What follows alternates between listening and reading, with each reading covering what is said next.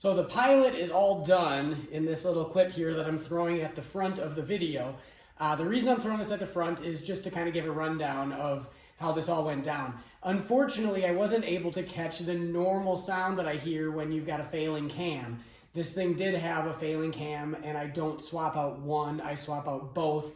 Although I've always just seen the front cam, which is the left bank, fail. So maybe that is more than you need to do. However, when you're in there that far, it does not make sense to me to only replace one. So I replaced both of them, but the noise it was making, I don't know if that could have been something to do with the timing belt system. It sounded like it was coming from the rear bank, but that cam looked good.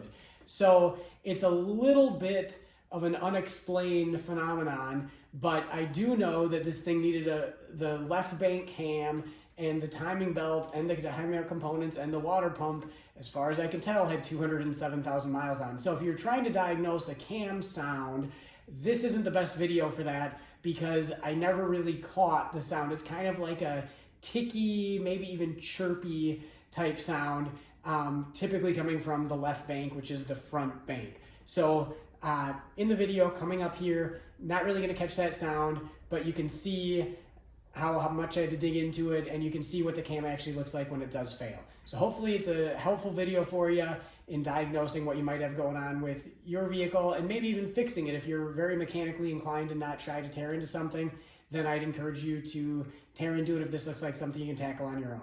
So thanks for watching.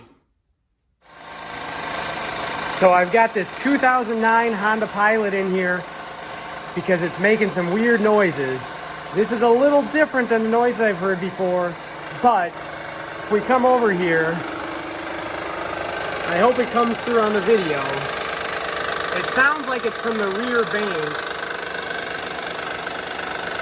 but we either have some noisy cam issues going on here, or we've got something failing in the timing belt system.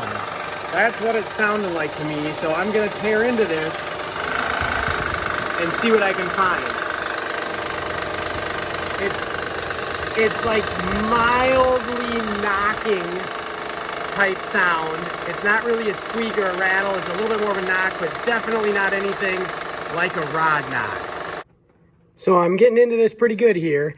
And now when you pull the front valve cover off, you can't hardly see the cam. So I used an inspection camera and tucked it in kind of down below this whole I don't even know, VCM setup. The whole system that disables cylinders really complicates the cylinder head. But anyway, so I snuck an inspection camera in there and I was able to confirm that we had a couple lobes that were failing. They were delaminating, if you will. But so the other interesting thing here is when this customer bought this car, I believe with maybe like 180,000 miles. I couldn't find a sticker about the timing belt ever being done or any evidence of that. But I pulled the cover off and inspected the timing belt and it looked good, no cracks or anything. So I, told them it was fine, so just keep running it. Well, here we are at 207,000 miles. Basically, we're just about at the 210,000 mile second interval for the timing chain. And I get the cover off. And now we're going to get a lot better view on this once I get everything out. But there are absolutely cracks in this timing belt. This is not a timing belt with 100, and if it was done at 105, this would be a timing belt with 102,000 miles. This is not a 102,000 mile timing belt. This is apparently a 207,000 mile timing belt. As I get everything else pulled out of here, we'll confirm it. If all the evidence points towards that, then that's just what it is. So far, I do know that the crank bolt was in there really good, and the Hondas are like that from the factory. So that was the first sign that this has never been apart. There's a couple other signs that I'll look for along the way. Also just checking to see if it's an OEM water pump.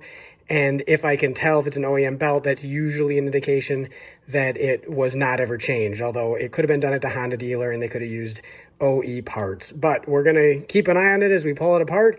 And we're going to see what the rear cam looks like once I get the rear valve cover gasket or valve cover off. We're getting in there pretty far now. This is by no means a how-to video. There is an absolute ton of stuff I'm leaving out of this, but a quick recap of kind of where we're at. I've got a lot of things pulled out of the vehicle here. I've got the battery tray. You can see here, there's a whole lot of stuff out of here because the cams need to slide out of the cylinder heads. They do not bolt in like a lot of cams do. They slide out. But I did need to unbolt the whole assembly off the top of the valve train here. So here it sits, and it is important to check all the cam follower rollers to verify that there's no damage to the cam followers. So back up top here, and I leave stuff connected whenever I can. So I've got a lot of coolant lines. Of course, I've drained the coolant anyways, but I got a lot of coolant lines and things like that still attached to the throttle body. That's sitting here. We've got this whole coolant assembly that bolts to both cylinder heads. That's got to be unbolted. I did unbolt, and maybe I could have left this on, but I unbolted the EGR valve off of this to get better access. And then I've got the caps removed. There's a cap on the end of each cylinder head, which is where the cam slides out from. So I had to get this whole assembly off of there to get access to those caps. Or, well, actually, I shouldn't say that. I had to get this out of the way so that once the caps are off, I can have clearance to slide the camshafts out. So that's where we're at. So the good news is, at this point, if I get down in here, I've got the timing belt off, and I should show you that. But if we spin this around here, I'm going to zoom in a bit here. Here is what we've got going on for the failure. Pretty easy to see that. I don't have glare on it anyways. It is delaminating, and it, so yeah, anyways, so there's one lobe, and we'll see if there's other lobes on this cam once we get it out. I think the other bank, which is technically the right bank, not the rear bank, but when we get the right bank out, we'll see what that one looks like, because that one was the one that is the noisiest. So we'll see what that cam looks like. Anyways, I cracked loose the bolts that hold the sprockets onto the cams. So now I can zoom back out here.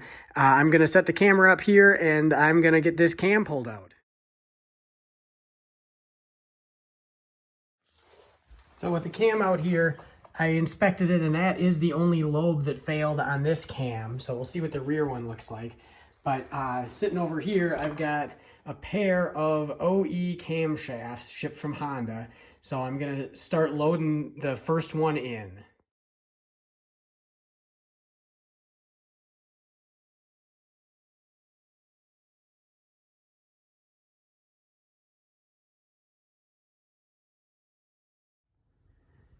So I've got the top end all together here, and now I'm down onto the timing belt and the water pump.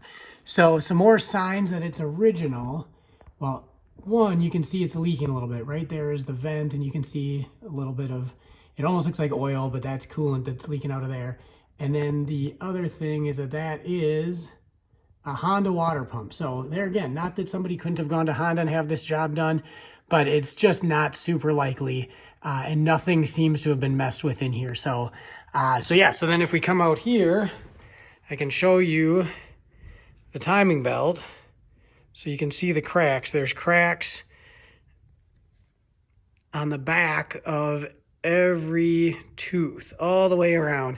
There's no markings anywhere visible on the belt. They've all worn off. But yeah, so this belt actually looks pretty amazingly good, considering that it is, oh, what are we at? About 14 years old and 207,000 miles. But the alternative is that it is about half that in age and miles, and it would not look like this. So it seems pretty obvious to me that this is the original timing belt. So they did all right, 207,000 miles. Here we are, all put back together again, and sounding just like it's supposed to sound. You can hear a little bit of injector tick, but it is nice and quiet. I also found, this is just a good example of make sure you just look around while you're working on stuff, because the intake boot was pretty rough. And so I believe this is the mass airflow sensor right here, so that's definitely going to cause some issues. Surprisingly, it must have been sitting pretty well closed because there were no lean codes or anything like that getting thrown. But yeah, that was definitely another part that needed to get swapped out.